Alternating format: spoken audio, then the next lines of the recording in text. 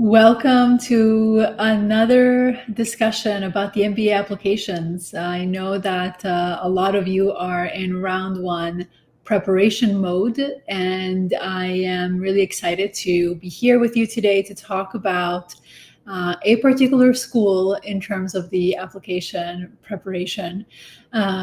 Some of you have already started crafting essays, others are still in the development phase. And whether you are watching this from the perspective of, I haven't done anything in my essays for Kellogg, or I have started crafting, my responses, this is a good opportunity to reflect and determine essentially if you're going in the right direction in how you're answering the questions. So I am excited to discuss this particular topic. I know it's one of the M7s and highly sought after program. As usual, I have a few slides put together to make sure that we have an anchor point in terms of guiding the discussion. However, I would love to hear questions from you wherever you are in the process. What are some of the struggles that you're experiencing, particularly in relation to Kellogg, but also if you have other questions, of course, in terms of other schools. Just as a reminder, a few things. I will be interviewing a Ross current applicant tomorrow. So if you are considering Ross, definitely join us. We're going to be live, so you have an opportunity to ask your specific questions to Aruj, who is going through the process. He actually just completed his, I believe, or is in the process of completing his internship, and I know a lot of you have questions about the entire process. What does it look like, especially for a school like Ross that is in Ann Arbor, and sometimes some applicants see it as removed from necessarily the metropolitan areas, and we can definitely talk about that component in more detail if that's something that you are interested in. So register for that tomorrow, and join us tomorrow live. If you can't, do ask your questions in the registration form. This way I can actually ask the question of Aruj tomorrow, and when you watch the replay, you can listen to the response. Next week, I'm also going to talk about TUC, the TUC MBA application process. So if you are considering TUC, if that's a school on your list, definitely register for that event, write your questions. So this way I can make sure that I incorporate those into the presentation, and of course answer the questions along the way. If you want to know kind of where you stack up in terms of the your candidacies for top 20 business school, we do have a quiz that you can take. It essentially asks you several questions about your profile, background, goals. You have a chance to also share your resume. And the first part is you'll get a report in terms of what a numeric value in terms of how competitive you are for a top 20 business school. And then, of course, a written report from me with more commentary on your profile. So if you would like to learn more about that or to take that quiz, definitely the link to it is on the screen, and I'm sure it's going to show up on the platforms that you are joining us from. Excellent. And of course, if you want to talk about your candidacy, if you're applying to round 1 or round 2 and you want to discuss working together and helping you craft your stories, definitely reach out for a consultation call. The link is on the screen, as well as you can go directly to cadmissions.com, and top right hand side is going to be the scheduling the consultation link. All right. Let's get started and proceed with the discussion for today. So a few elements that we're going to cover. First and foremost, we need to look at, of course, the class profile. This is not to say that you are going to look at this screen and say, I don't fit one or two of these criteria and therefore I should not apply. That's not what this is all about. It's really just to make you understand a bit more about what does the class averages look like. And that is an average and not necessarily, like there's a scale in there. So I would not want you to be dejected if you don't meet exactly these numbers. However, there is places where you can counter these numbers in terms of putting together a strong application. So the class is, not that large. It's 529 students in the MBA class. And the average GPA is 3.7 with a GMAT average of 731 and the GRE breakdown of 163 between quant and verbal. These are important in terms of recognizing that they are looking for high caliber candidates in terms of their ability to succeed academically. So these numbers should be indications of that. However, you can show your success in other ways, your academic success in other ways.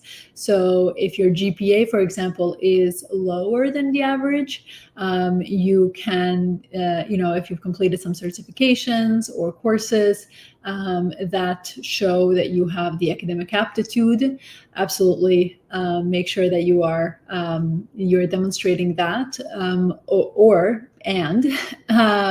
you would have if your GPA is lower than average, you would have a GMAT that is higher than the average to make sure that you are demonstrating to them that you are ready for the academics, the rigor that comes with an MBA from Kellogg. Excellent. So the deadlines, we have September 11th for round one. So you have essentially shy of 2 months to put together your application to Kellogg for round one. And January 8th is round two application.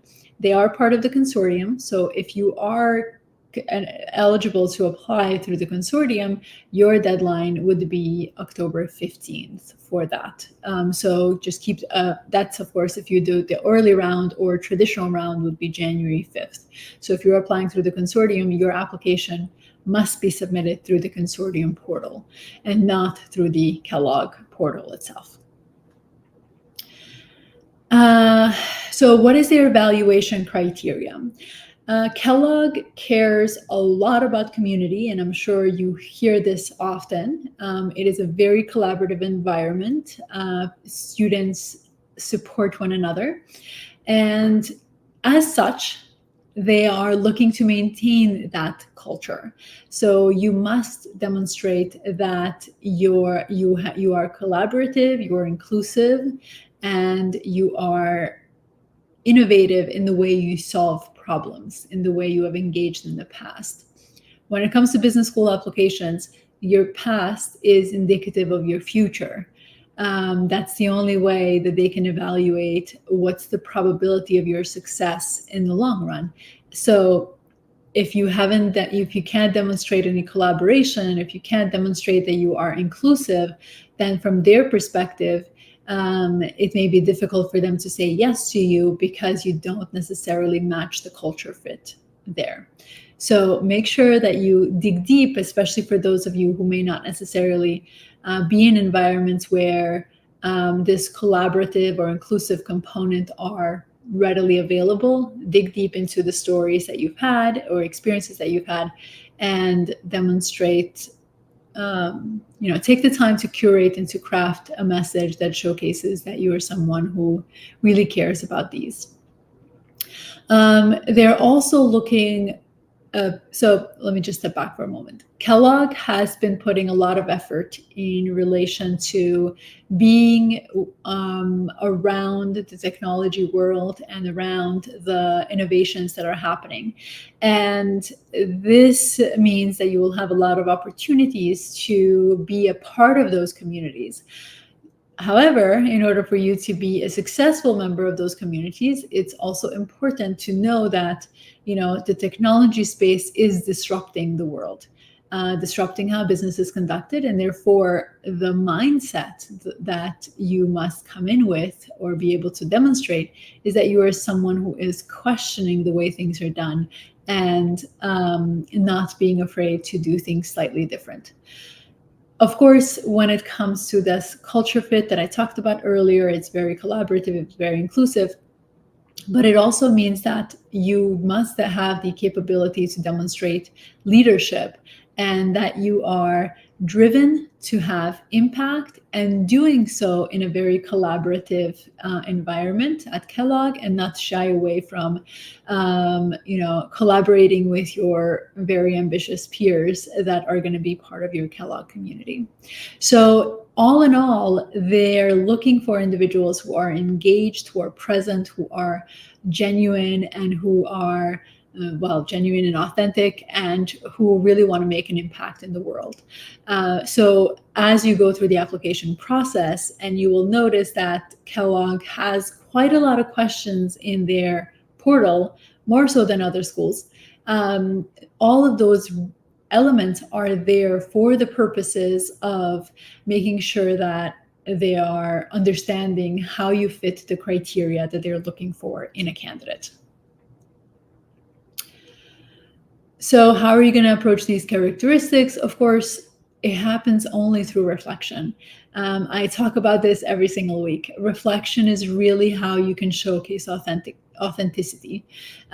If you are particularly coming from the traditional sphere, meaning you're a consultant, investment banker, so areas where we see a lot of those individuals in the MBA community, you're going to really want to dig deeper into your stories to be able to demonstrate to the admission team that you bring value.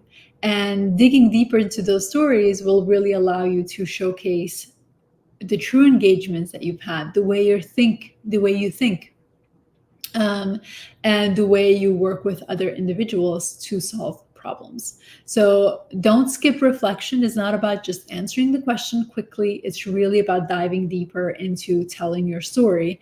And this oftentimes, every time, really requires time.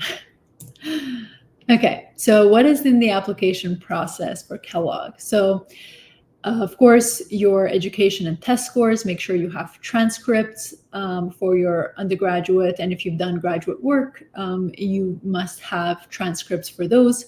Test scores, of course, are also obviously important. You must submit your test scores as well. There is the application portal. As I mentioned earlier, they're going to have a lot of questions, including elements around your international experience and exposure. So make sure you spend time, or you allot time early to start developing answers to those questions, and make sure that you have given it as much attention as you have to your well-crafted essays. Of course, you'll also have a space in there to talk about your professional experiences, and if you've had more than one job, you would have an opportunity to also talk about why did you make the changes you've made. The resume is going to be one page. Unless you have more than 10 years of experience, the rule of thumb is a one-page resume. And this is not a place where you share every single thing you've done, but this really is a place to highlight your achievement, highlight your greatest accomplishments, the things that where you have made the greatest impact.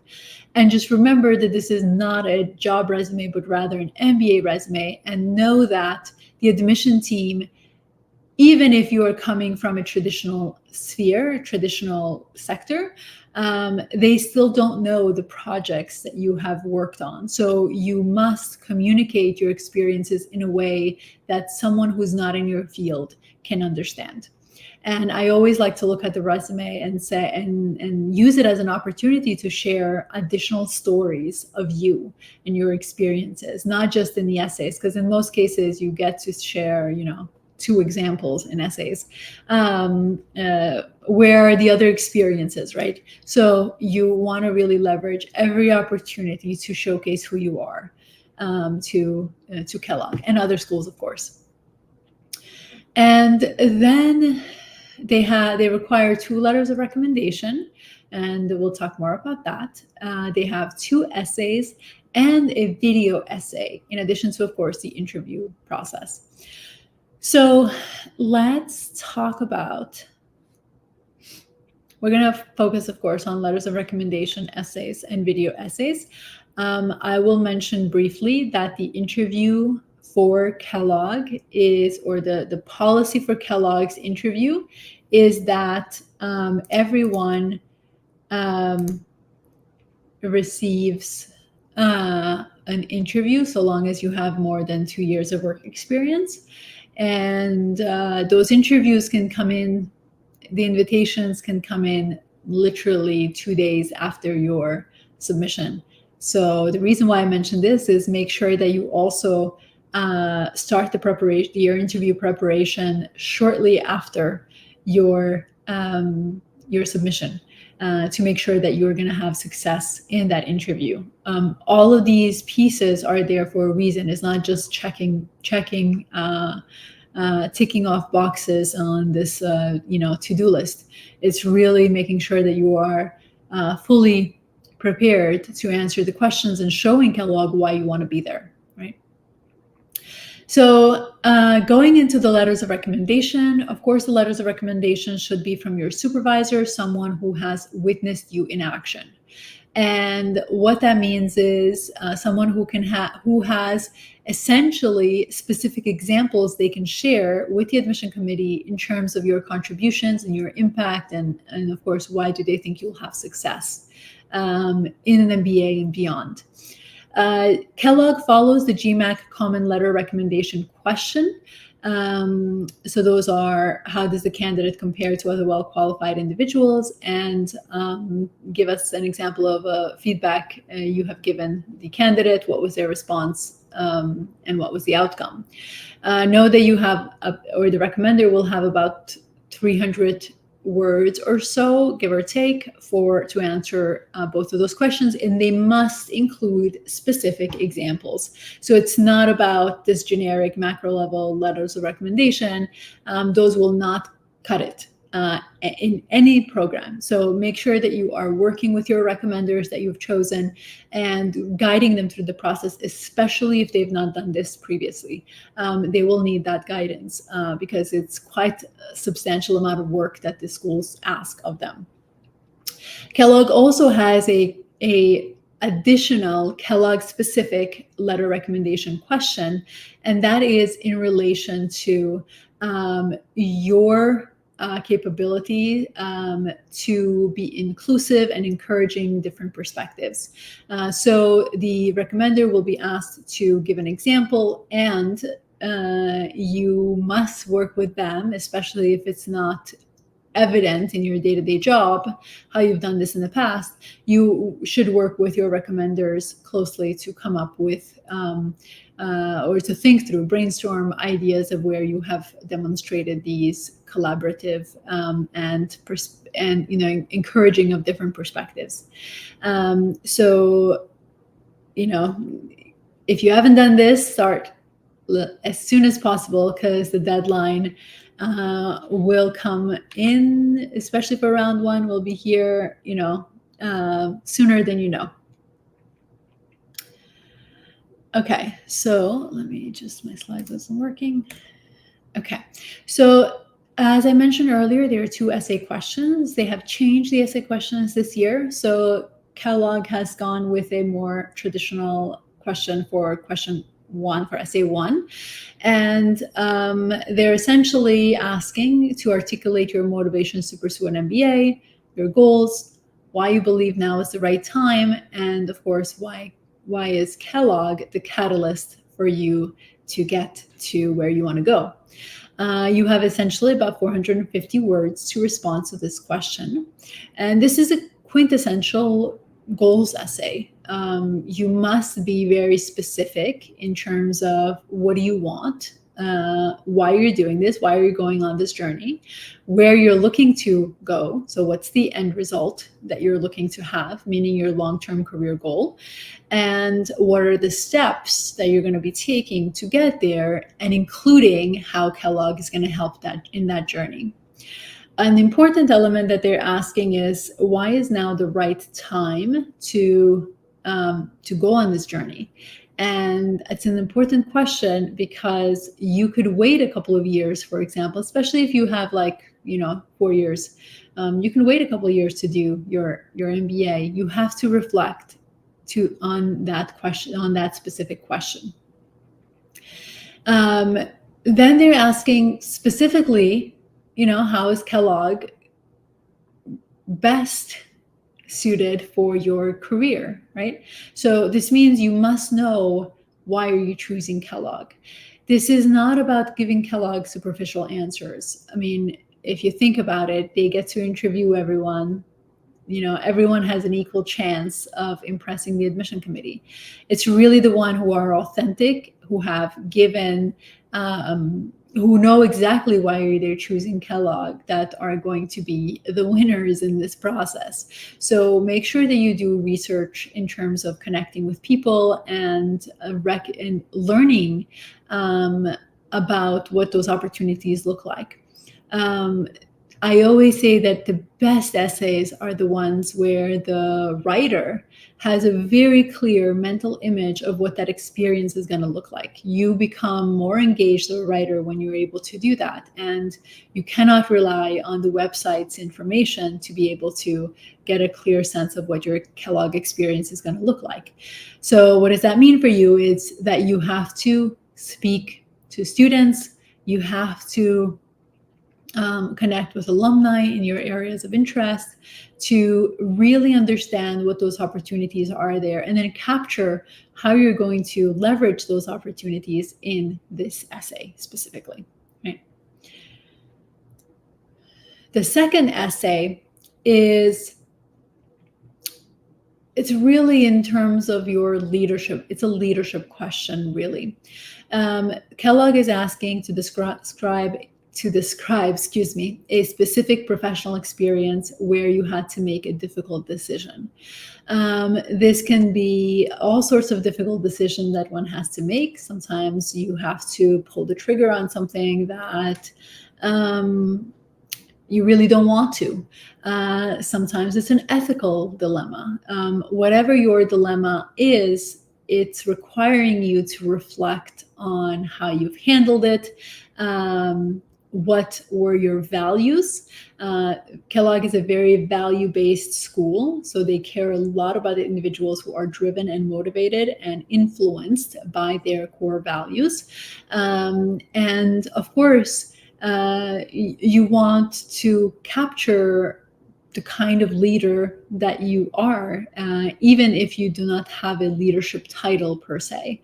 So everyone has to make decisions along the way in their career, and think about where you have made difficult decisions, right? It's not just about making a decision, of course, it's about making a difficult decision.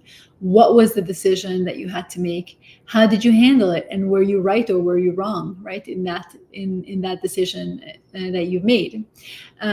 So reflect on that. And then also you can look at in here to discuss essentially how did that difficult decision make you become a stronger leader, right? We typically grow when we are challenged, when we are in an uncomfortable environment where we are not accustomed to. That's where growth happens. So this is a great opportunity to showcase that to the admission team in terms of your experience and decisions that you've made, and then how those have influenced your personal growth, as well as your leadership style, of course.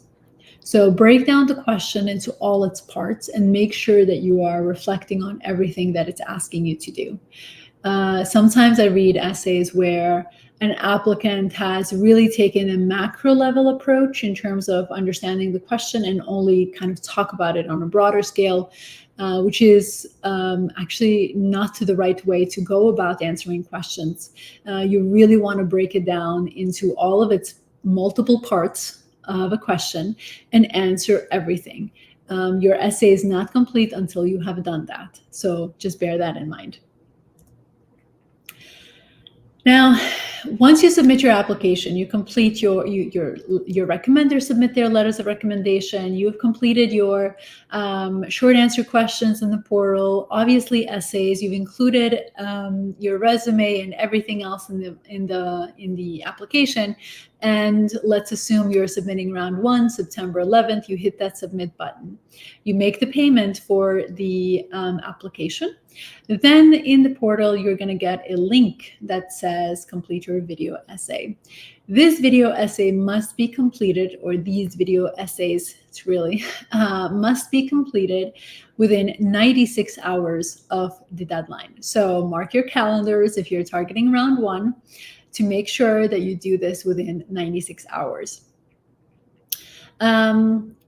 You want to really set aside, so first and foremost, do it at a time when you are at your peak performance in terms of you being fully aware, fully present.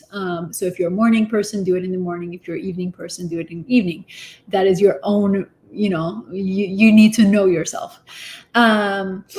You want to set aside time to mentally prepare, as well as, of course, prepare to answer questions that they're going to be asking of you.